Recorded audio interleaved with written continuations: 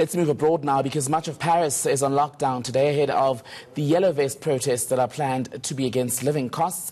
The Eiffel Tower, the Louvre and other tourist attractions are closed. President Emmanuel Macron is this week been responding to protesters' demands by dropping planned fuel tax hikes. But activists say it's not enough. Our correspondent Oliver Whitfield-Miocic joins us live from the French capital now. Oliver, this would be the fourth week of protests there. The fuel tax is gone. What do the yellow vest protesters want now? Well, there are a whole host of demands, 50 demands in fact, which have been released by one of the groups that's been affiliated with the Yellow Vest movement, and that covers everything from higher pensions to the amount of wages that civil servants should be paid, to the amount of money that is spent on various different things across the country. And this is the main problem with the Yellow Vest movement at the moment. It has become such a disparate group full of very conflicting demands that it's very difficult for the government to try and meet the demands that will satisfy everybody. But of course, protests are nothing new to the French, so as conflicting as some of these demands may be, it doesn't make them less pressing, does it?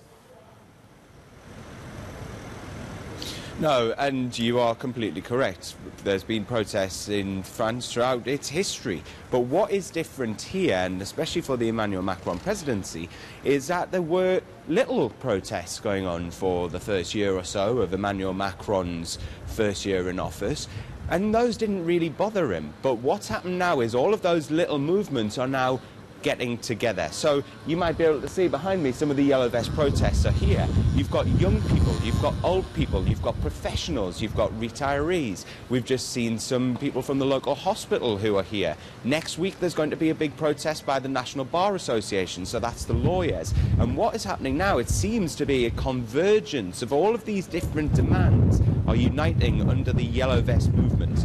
But Oliver, ahead of these protests, some of the ministers there and the police have have had quite a lot of tough talk, if you can call it that, in preparation for today's demonstrations. Are we seeing the heightened security around the Arc de Triomphe and the Champs-Élysées and the Louvre and the likes?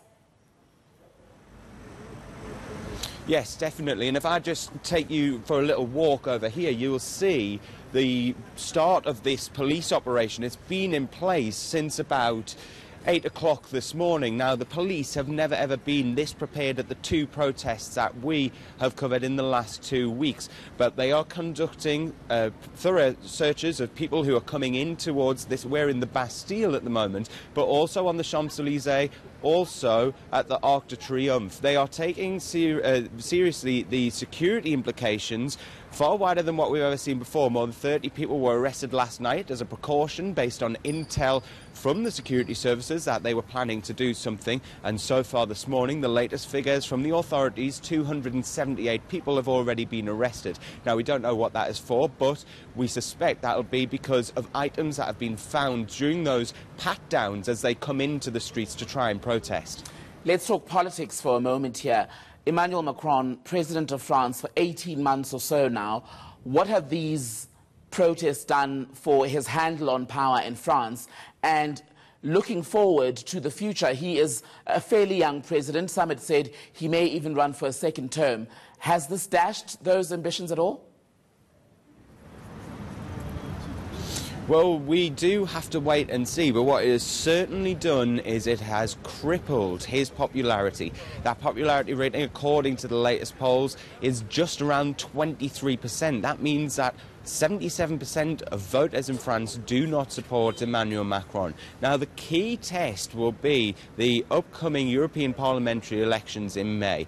President Emmanuel Macron is trying to create a wide base in Europe of politicians who are trying to eschew that nationalist tendency, which he says is on the rise, that threatens democracies like France.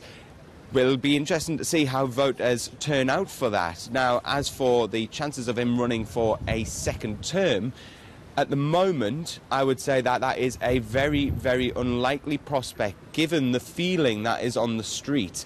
But politics is a funny game, as we've seen in various things and various unpredictable outcomes, such as the United Kingdom and what's happened in the US with US President Donald Trump. Never say never. Also, another voice that's been interesting or difficult to locate in all of this are the trade unions. Trade union movements in Paris have for the longest time led such demonstrations, but the Yellow Vest protests are led by different groups. There is no one singular leader. So what has this done for the voice of the trade union movements in France, and why is it that the unions appear so absent from the main messages that are coming out about these demonstrations and indeed the demands of the government?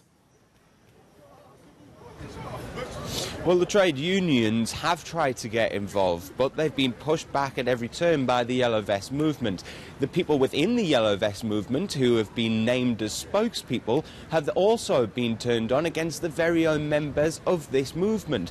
It seems that anybody who tries to represent the Yellow Vests is immediately turned on. With some of those people have said that they've received death threats and they're scared to go out. So this movement is touting itself as being completely democratic, that nobody is above the rest. But for the trade unions who've tried to get involved, it really just shows that shift in power.